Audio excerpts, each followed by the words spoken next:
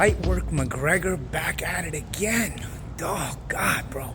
It irks you, doesn't it? It irks you. I know it irks your fans, but it irks you that you can't stop discussing me. You're always going to get abused. Here's the thing, guys.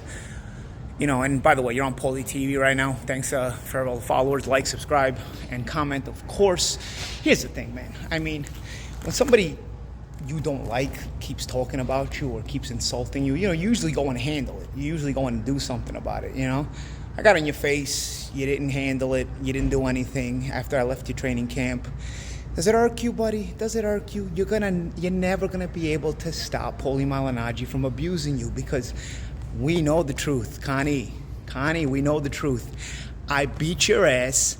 I got somebody that was in the gym that day too, and it's gonna come out real soon, you punk ass, bitch ass. You know how it works. You're everybody's punching bag. Poirier made you his punching bag. Khabib made you his punching bag. Nate Diaz made you his punching bag. You had a run for about a year or two, and you talk. You're a great salesman. Listen, I mean, at the end of the day, McGregor fans can tell you themselves that's probably the best salesman in sports. But when it comes to reality of being a fighter, you're an average fighter, great salesman. Your career accomplishments, shall we say, kind of lead to that, You had like a 2-year prime. What fighter has a 2-year prime and gains this kind of fame? I mean, you got to give the guy credit. I mean, this is great salesmanship or a great salesman. An ability to self-promote, but a bum fighter. At the end of the day, in comparison to the hype you get, you're a bum fighter. You're not going to do anything about it. Paulie Malignaggi is going to keep calling you out on what you are, a bum.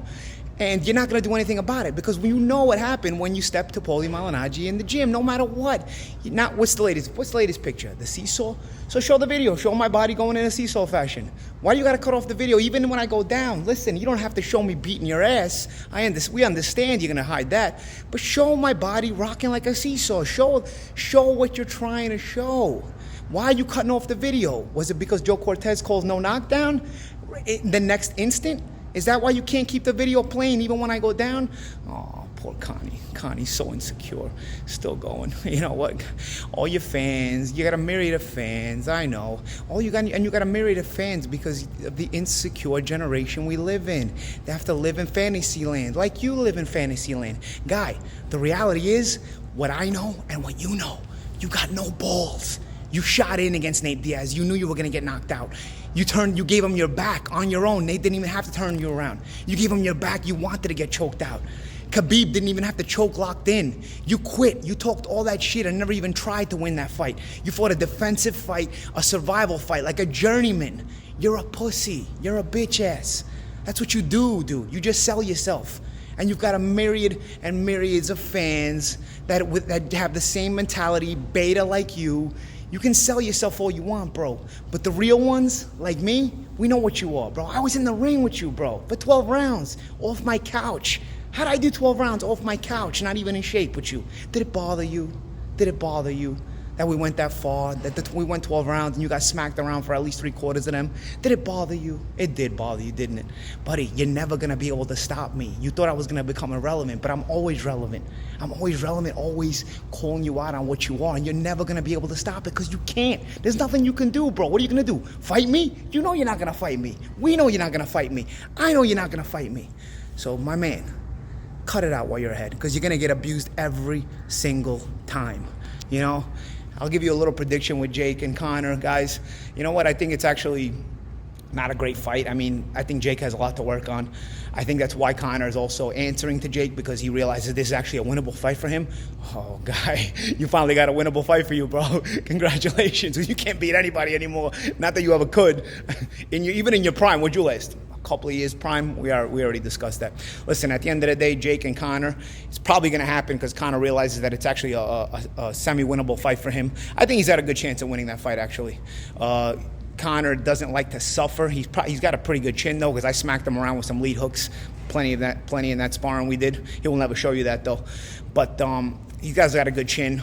He's got no balls, though. He'll go into a little bit of a submissive style if he's having a lot of trouble. I just don't think Jake has the consistency to put him through that kind of misery. Jake has a big right hand though, and he'll probably be bigger, so that's always an issue that could could wreck Conor. But honestly, the consistency of Conor's left hand, it's not as strong as everybody thinks it is. Actually, what did he knock me down with if he knocked me down? If you guys ever actually look at the video, what am I getting knocked down with? Because the video is actually spliced from a couple of different rounds edited. So what is he doing? Because I'd have to say even the dumbest of fans would have to be forced to say if that's a knockdown, it was from that little smack right hand. So you think a little smack right hand knocked me down? A little smack right hand where he's actually not even planted on his feet. I think his back foot is off a swivel. Like, I don't know, bro. I know you guys were dumb, but I didn't think you were that dumb. I mean, when you actually look at it, you are pretty dumb. That's why MMA fans, dumbest fans in sports. You know it, kid. You know it.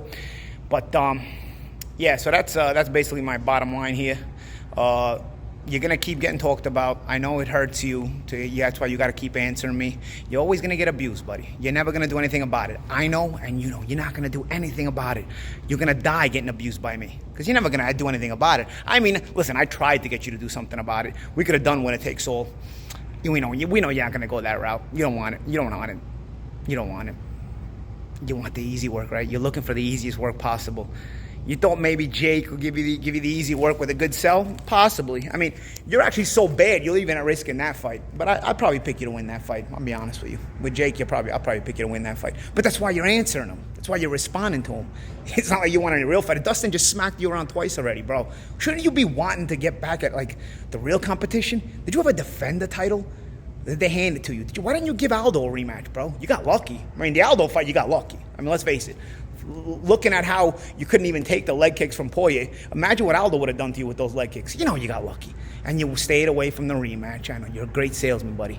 But you still got no balls. You'll never have any balls. And I'll tell you till the day you die, you got no balls. I've seen it with my own eyes. And I told you to your face.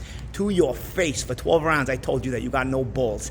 And it irks you. And it's always going to irk you. And I'll make sure it irks you all the time. You got no balls.